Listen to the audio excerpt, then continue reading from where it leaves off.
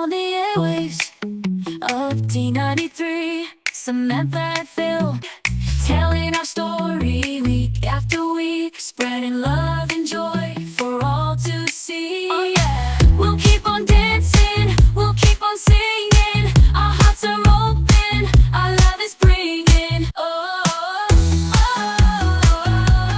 Hello and welcome to D93 News presented by Idaho Farm Bureau. We had a nice turnout for D93 Live on Monday, and we appreciate everyone who joined us. That's right, Phil. D93 Live is something that started during the early days of the pandemic and is a great way for you to ask questions with Superintendent Woolstenhulme and his team.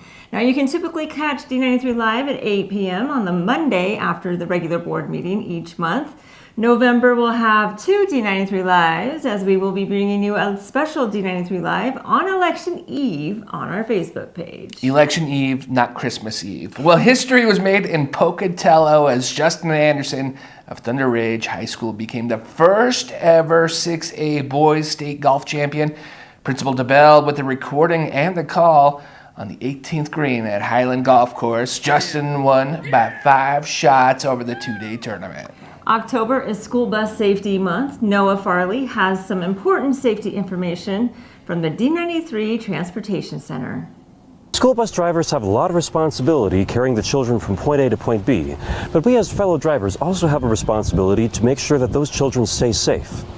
I spoke with Sergeant Lovell from the Bonneville County Sheriff's Office. He says they mostly see fender benders in school bus-related accidents, and they only happen every now and then. However, because these buses are all equipped with cameras and they're recording these violations, what we do see is a lot of very, very close calls. Some children have almost been hit by cars, mostly because drivers are not paying attention. They're people that are just in a big hurry to get where they're going. They're really adding an incredible amount of risk just by trying to save a small amount of time in their day. Sergeant Lovell told me the most common mistake drivers make involving school buses is driving around them when the stop arm is extended. In Idaho, the law says if there's 3 or less lanes, then traffic in both directions needs to stop. Drivers need to wait until the bus's stop arm is retracted to pass. You can be charged over $350 for the first time you pass a school bus with its stop arm extended. If you pass one a second time within 5 years, you can be charged up to $1,000 and possibly up to 6 months in jail. But the biggest motivator to avoid making these violations is the kids' safety. In Idaho Falls, Noah Farley, Local News 8. Now, you can never be too careful when it comes to school bus safety. And can I also add crosswalks? Yeah, just be on the lookout. And I know daylight savings is coming, but it seems like the sun is rising as the kids are going to school, so just be really careful out there around the buses, like you said, the crosswalks. Yeah, there's some crosswalks that don't have hawk signals, and it's really hard to see.